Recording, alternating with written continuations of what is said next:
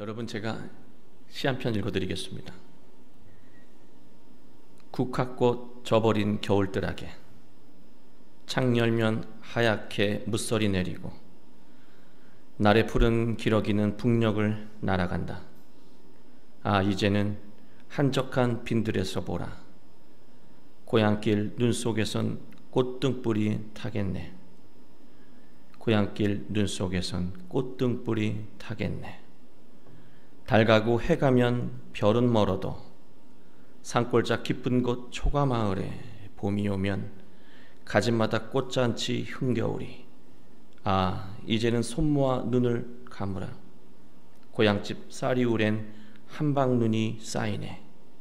고향집 쌀이울엔 한방눈이 쌓이네. 김재호 시인의 고향의 노래라고 하는 그런 시입니다. 또 이 시는 이수인이라는 작곡가에 의해서 또 노래로 불려지기도 했습니다. 사람에게 고향은 어떤 의미일까요? 사람은 왜 자신이 태어난 곳을 기억하며 다시 돌아가고 싶어 할까요?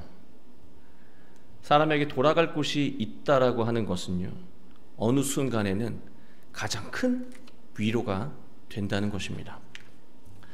여러분, 여행 좋아하시잖아요. 여행이 즐거운 이유는요, 돌아올 집이 있기 때문입니다. 아닌데요, 저는 이 지긋지긋한 이 집안일들을 잊고 떠나고 싶어서 여행 가는데요, 그렇게 말씀하실 수 있지만요, 여러분, 다시는 집으로 돌아올 수 없는 기나긴 여행을 떠난다고 가정해 보세요. 그 여행을 떠나는 순간이 정말 즐거우시겠습니까? 즐겁지 않아요. 돌아올 수 있다는 전제가 있기 때문에 그 여행이 즐거운 것입니다.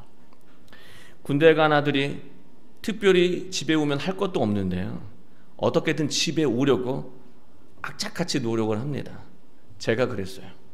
집에 오면 누워만 있는데 군대 가면 하루 외박을 해도요, 어떻게든 그 위수지역을, 이거 불법인데, 위수지역을 이탈해가지고 집에 오곤 했던 그 기억이 있습니다. 이제 뭐 세월이 다 지나서 여러분들이 신고해도 잡혀가지 않습니다.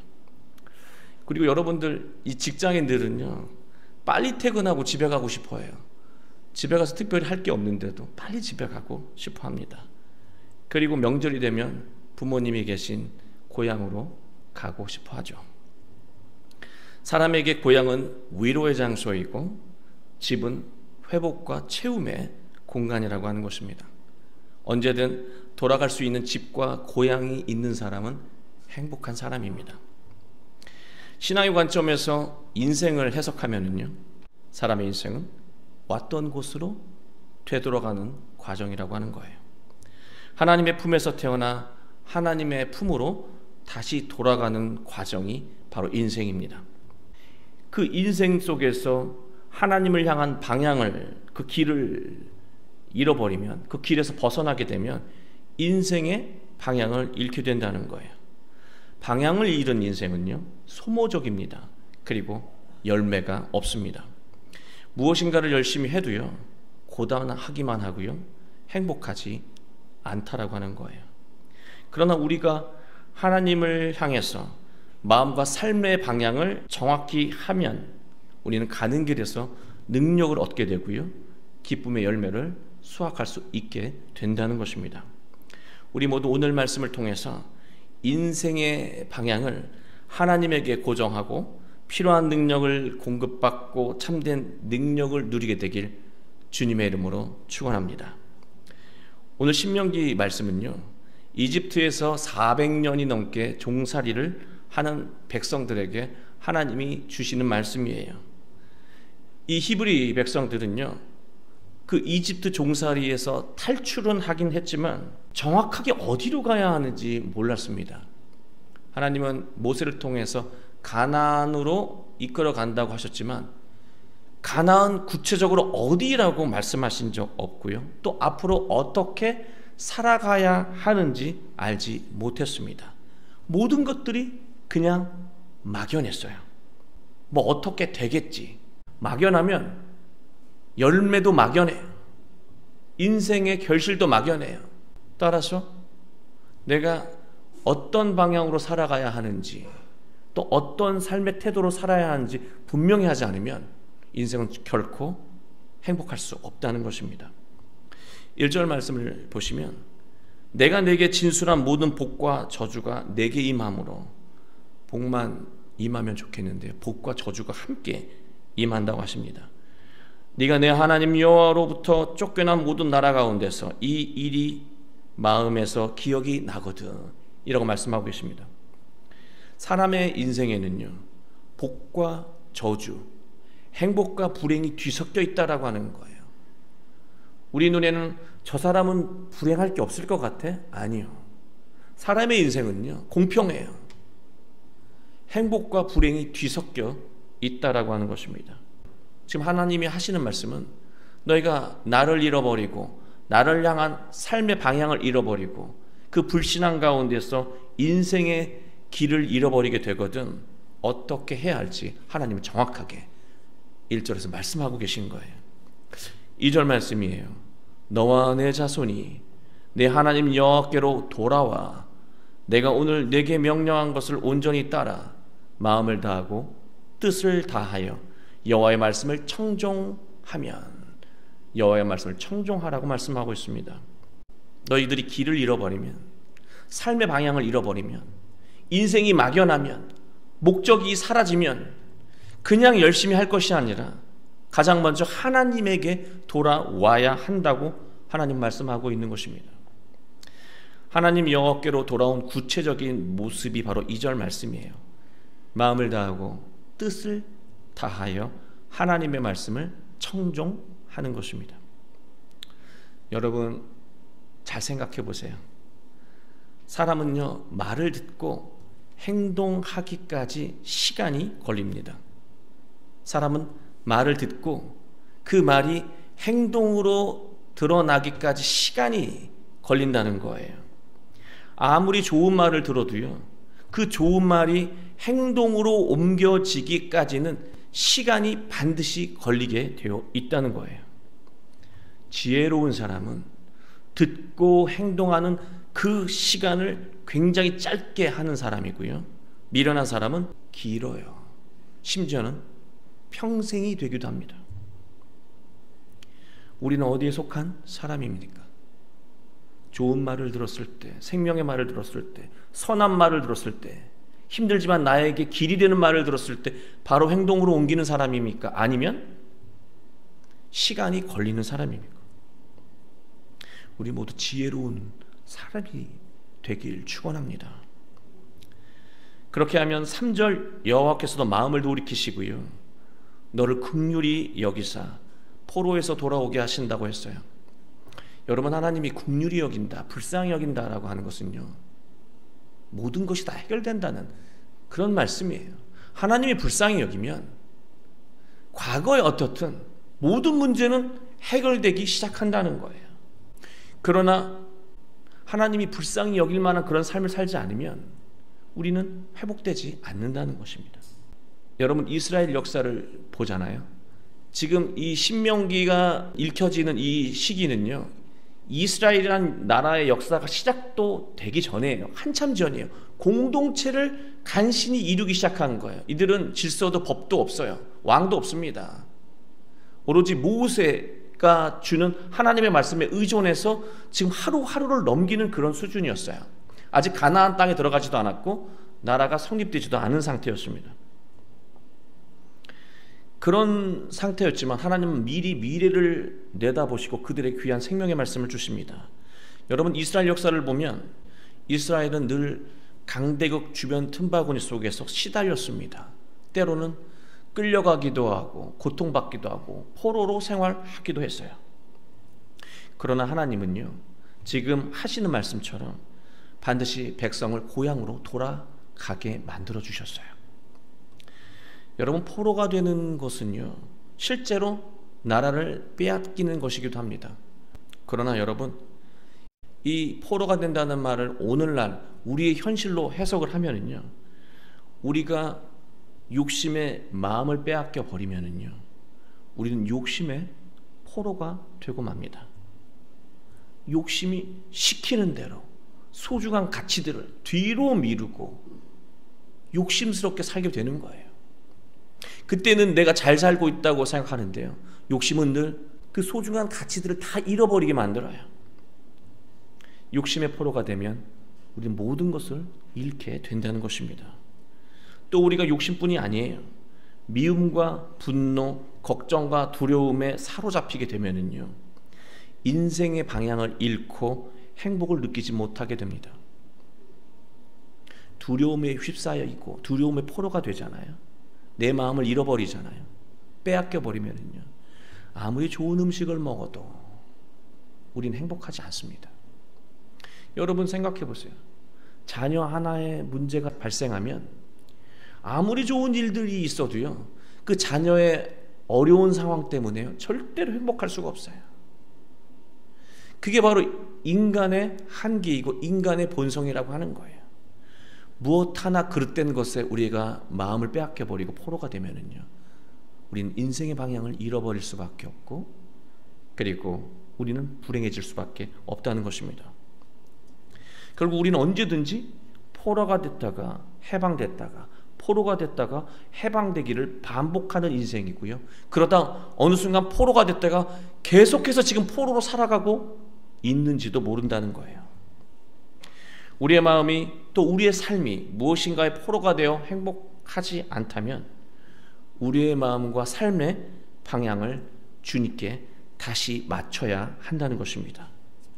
그러나 우리는요, 자신의 마음이 무엇인가에 포로된 것을 뻔히 알면서도요, 내가 이것 때문에 걱정하고 이것 때문에 미워하고 이것 때문에 불안하고 내가 이 문제 때문에 슬프다는 것을 뻔히 알면서도요, 하나님께로 돌아가지 않는다는 거예요. 그냥 포로가 된 상태로 체념하며 살아가는 어리석은 자가 우리들이라고 하는 거예요. 왜 이런 일이 일어나냐면요, 욕심이요, 하나님께로 돌아가 봐야 딱히 하나님도 방법 없다라고 하는 소리를 자꾸 우리에게 주입시켜요. 우린 그 소리에, 그 욕심의 소리에 또 자포자기합니다. 너 지금 특별하게 행동해 봐야 아무 소용없어 라고 하는 말이 우리를 끊임없이 주저앉게 만든다는 거예요. 그리고 어떻습니까? 하나님의 계획보다 내 계획이 더 치밀하고 정교하다라고 하는 착각 속에서 우리는 절대로 이 불행의 사슬, 이 포로된 상태에서 벗어나려 하지 않는다는 거예요. 버텨본다는 거예요. 버틸 대로 버티고 나중에 안 된다는 것을 느꼈을 때는 너무나 많은 것을 잃은 그 상태예요. 하나님은 이처럼 스스로 똑똑하고 유능하다고 여기는 사람들, 그리고 마음의 연약함 때문에 좀처럼 마음의 포로된 상태에서 벗어나지 못하는 그런 사람들에게 하나님은 돌아오게 하시겠다라고, 반드시 돌아올 수 있는 장치를 마련하겠다라고 말씀하고 계세요. 그 말씀이 바로 6절 말씀이에요. 네 하나님 여호와께서 내 마음과 내 자손의 마음에 할례를 베푸사 너로 마음을 다하며 뜻을 다하여 내 하나님 여호와를 사랑하게 하사 너로 생명을 얻게 하실 것이며, 마음과 뜻을 다해서 하나님을 따를 수 있는 것이 우리가 생명을 얻는 길이고 회복을 얻는 길이고 구원되는 길이고 능력을 다시 찾는 길인데, 그 전에 어떤 단계가 장치가 필요하냐면 마음의 할례를 베푸사예요. 마음의 할례가 없으면은 방금 전에 말씀드린 대로 머리로는 하나님 뜻대로 사는 것이 은혜이고 구원이라고 생각하면서도 마음으로는 절대로 따라가지 않는다는 거죠. 끝까지 회복 불능 상태까지 가야 하나님을 찾게 된다는 거예요. 그 전에 찾아야 한다는 거예요. 근데 그 장치가, 그 전에 찾을 수 있는 장치가 마음의 할례라고 하는 거예요. 이게 무슨 말이냐면, 할례는 이 포경수술입니다. 이거는 하나님의 백성이라고 한다면 하나님의 자녀라고 하면 반드시 해야 되는 거예요. 여자 같은 경우에는 이제 이 몸의 상태가 다르니까 그렇지만 이거는 상징적인 거예요. 이 상징을 통해서 한번 배워볼 필요가 있는 게, 전에도 말씀을 드렸지만 저는 이 설명을 할 때마다 좀 부끄럽긴 하지만 저만큼 이렇게 훌륭하게 해석을 한 사람이 없어서 다시 말하는데요. 남자가 할례를 하면은요, 이 몸의 흔적을 보면서 하나님의 백성이지 하면서 다시 마음을 가다듬는 거거든요. 근데 하루에 몇 번 볼까요? 화장실 갈 때마다 보는 거예요. 나이가 들면 나이가 들수록 화장실 더 많이 가요. 나이가 들면 나이가 들수록 하나님을 더 떠올린다는 거예요. 그러니 몸이 약해질수록 은혜예요. 그럼 남자만, 이 얘기는요, 상징적인 얘기예요. 내 인생 속에 새겨져 있는 하나님에 대한 기억, 이것 때문에 하나님을 잃을 수 없는 그런 스토리, 그 인생 속에 다 있다라고 하는 거예요. 내가 그 인생의 기억을 만들어줄게. 그 은혜의 기억을 만들어줄게. 그것만 생각하면 나를 떠올릴 수 있는 일들을 내가 네 인생 속에 허락할게 라고 하는 거예요. 그 흔적을 인생 속에 새겨줘서요, 힘들고 어렵고 두렵고 슬프고 낙심스럽고 자신감을 잃었을 때 그 기억을 떠올리잖아요. 남자는 단순하니까 신체를 보면서 하나님을 떠올리고, 여성은 하나님이 베푸셨던 그 놀라운 은혜의 기억을 떠올리는 것이죠.